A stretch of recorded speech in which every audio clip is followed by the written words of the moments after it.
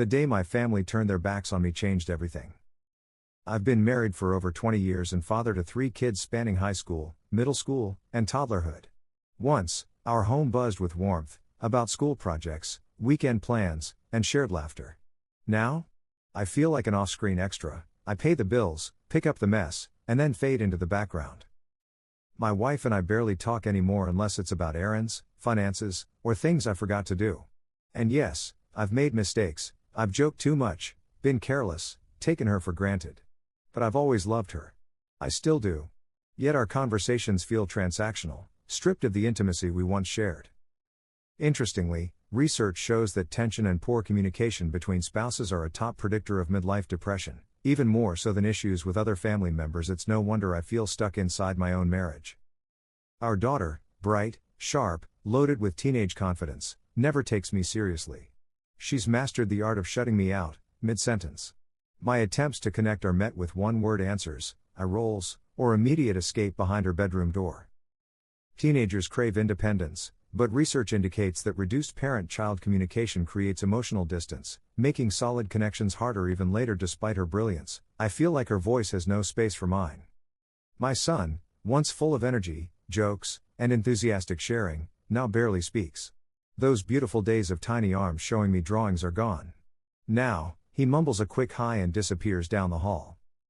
It hurts because I remember the child who wanted to show me everything about his world. That little guy is still in there, I believe, but he's retreating behind that bedroom door more often than not. The baby still can't say much, but I feel invisible. He clings to his mother, treats me like a stranger. Every interaction feels stiff, too loud, too slow, too clumsy. It's like I can't find the right way to be dad anymore at this age. Our house is silent. Each person is isolated, phones, TV, tablets, rooms. I curl myself in the living room, eyes glued to the TV's background noise, just trying to feel like I belong. When I'm with my 3 lifelong friends, the old me resurfaces, talkative, alive, seen. Eddie, dependable even in a wheelchair. Lee, thoughtful and grappling with divorce. Ty, loud, wild, and overconfident, but loyal. With them, I laugh. I matter. But then I come home, and the door closes on me again. What triggered this silence? Was it me, them, or something in between? That question is tearing at me, and it might be ripping apart every quiet moment in our house. It wasn't a dramatic fight or a sudden betrayal, just the slow realization that something had shifted. One evening, I walked into the kitchen to find everyone lost in screens. My wife glanced up long enough to say, "We need more laundry detergent." My daughter ignored me. My son didn't even look up from his phone. The baby wobbled by me without a flicker of interest. In that moment, I felt entirely invisible, like a houseplant they only watered when absolutely necessary. I began replaying scenes in my mind. I forgot to replace the milk carton, and she sighed. I asked for a hug and got a brush off. I said, "How was your day?" and heard nothing back. What once felt like small indifference now seemed like echoes of emotional neglect, little signals adding up. It stung to admit, but I matched the pattern of uninvolved parenting, emotionally distant, physically present, but disconnected. I provided food and shelter, but not connection or reassurance. This style, though passive, hurt our kids, teens who won't listen, a son who mumbles, a toddler who clings to mom. We had unwittingly set the stage for family estrangement. Attachment theory tells us that emotional distance fractures bonds. When parents are emotionally withdrawn, kids feel unsafe, even develop avoidant behaviors. Studies show reduced communication heightens teen depression, low self-esteem, and risky behaviors. Toddler distress correlates directly to dysfunctional parent-child interaction. Spousal disconnection and repeated misunderstandings predict depression in midlife marriages. Every day that passed, this silent drift wasn't just painful, it was damaging. I noticed she stopped laughing at my jokes. She turned away each time I tried to talk. Our conversations had become lists, groceries, bills, appointments. That had become our emotional climate. Without warmth, our marriage and kids suffered. One morning, I found my teenage daughter crying silently in the bathroom. Not about me, about a story at school. But she ignored my tears, her laptop screen flashing memes as I left. An ache stabbed my chest. I realized she didn't see me as someone she could turn to anymore.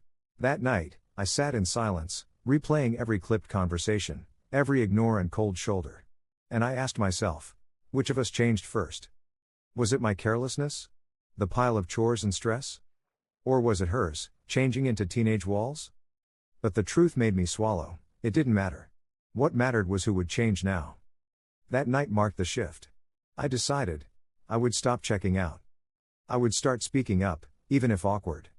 I would reinvest in relationships that I'd let fade, not quickly, but steadily. This resolve felt terrifying, but hopeful. Because without it, we'd stay strangers under the same roof. How would I repair this? How do you reconnect a family addicted to silence? After recognizing how distant I'd become from my family, I decided to act gently. I knew sweeping declarations wouldn't work.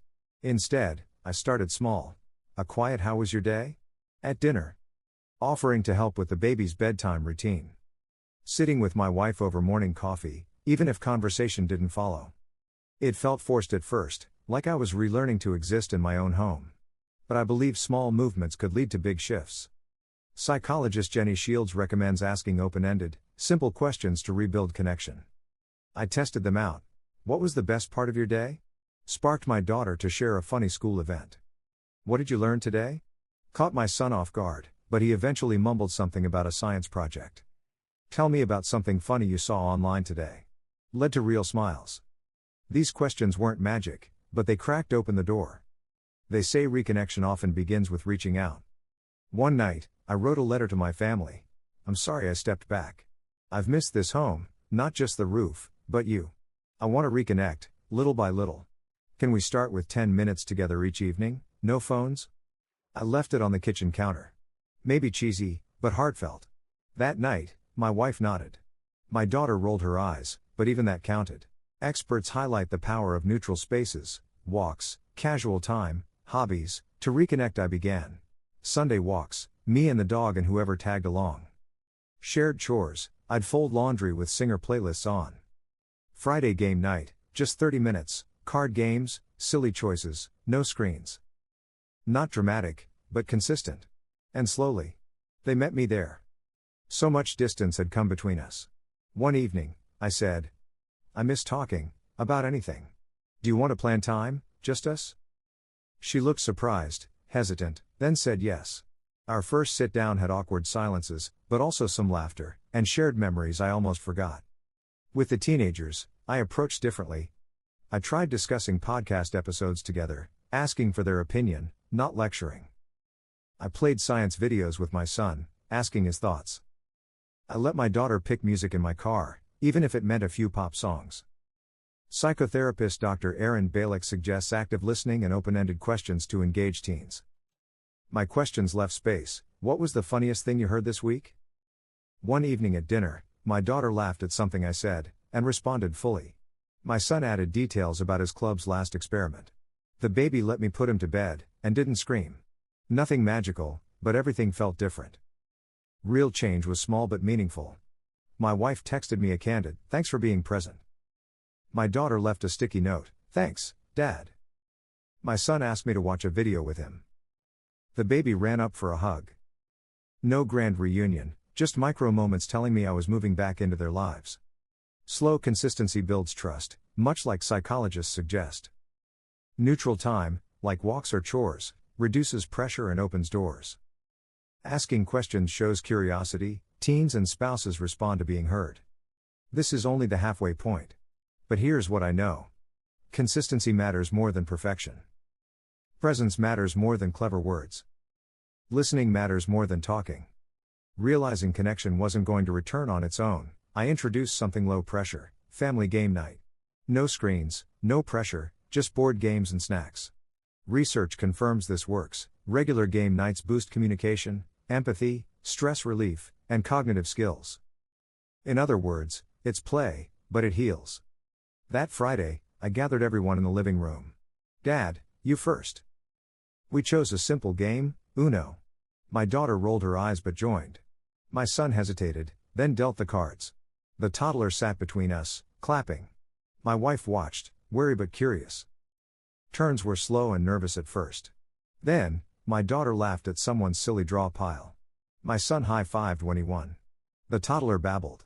My wife squeezed my hand between rounds. No dramatic confessions, just small smiles. Family game nights offer more than fun. Communication improves, players share thoughts, negotiate turns, and express joy. Empathy grows, cheap wins or losses teach resilience. Stress melts, laughter releases endorphins, and shared play reduces tension. We weren't just playing cards, we were reconnecting hearts. Over the next month we established a simple rhythm. Sunday evening game, no screens, 30 minutes. Fruit juice and snacks, casual, low stakes. Rotating choices, each kid or parent picks one time per month. I noticed changes. My teenage daughter asked me to explain a card rule, and laughed.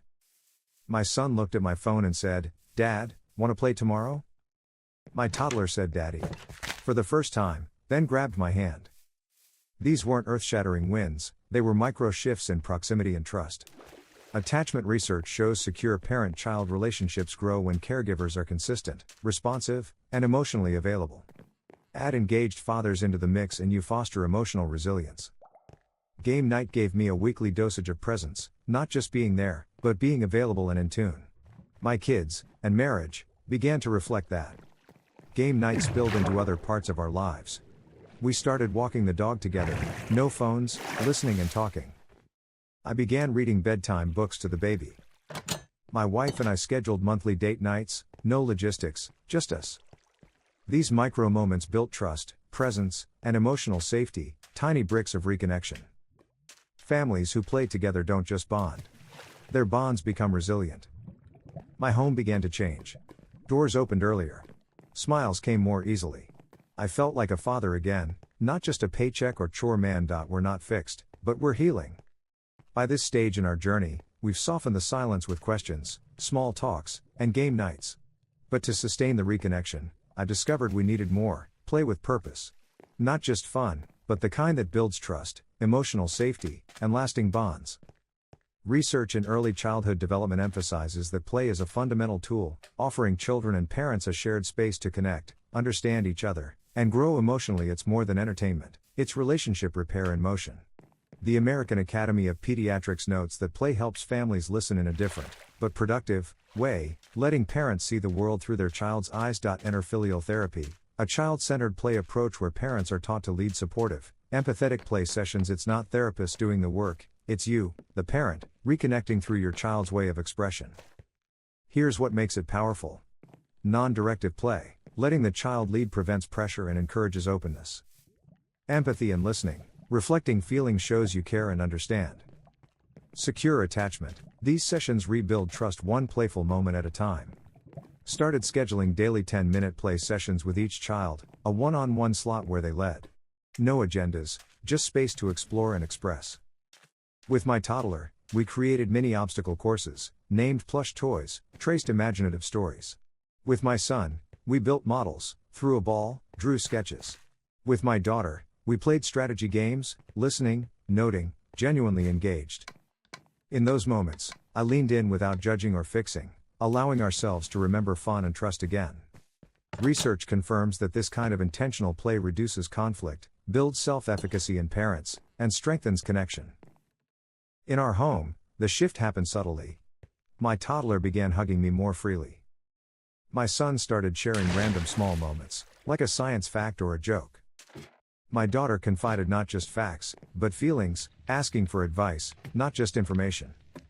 Play transformed from a scheduled activity into the foundation of a loving environment. Studies show father-child play has unique benefits, encouraging risk-taking, emotional regulation, and joyful connection. When I played, laughed, or goofed with my kids, I gave them permission to be themselves, and for me to be their safe space. It wasn't just 10 minutes a day. We practiced playful grocery store races, joke breaks on school runs, bedtime silly rituals, like whispering dragon songs, weekend DIY art corners everyone contributed to, ongoing, accidental masterpieces. These small threads wove a stronger emotional tapestry, day by day. Play therapy literature emphasizes quality over quantity. Intentional, attentive play is more effective than hours of aimless activity. It doesn't require big time, just meaningful presence. Our 10-minute sessions evolved into natural moments of caring curiosity, daily reconnection, and shared enjoyment. We've rebuilt safety through presence and play. Now, it's time to take this tender ground deeper, real emotional conversations, co-creation of family plans, and rebuilding trust through shared decisions and vulnerability. With game nights restoring presence in our lives, I realized it was time to go deeper, to reach into the emotional world of each child. That's when I discovered filial play therapy, a research-backed method where parents conduct therapeutic, child-led play sessions. I learned from experts that filial therapy improves parent-child relationships, emotional regulation, and communication. Its success rates are impressive, with effect sizes up to 1.15, meaning meaningful bonding and healing. So, I started daily 10-minute sessions, rotating between kids. With my toddler, I followed his lead, stacking cups, naming toys, letting imagination guide us. With my son, I let him build and direct our interaction, listening, responding. With my daughter, I offered emotionally open play, drawing feelings, sharing stories. Over time, the warmth and trust built through these sessions became palpable. Alongside play, I introduced consistent emotional check-ins, based on child development principles. Just one simple question at dinner, "How did today feel?" led to insights like, my daughter, overwhelmed but hopeful. My son, excited about my science project. My wife, tired, but better, thanks.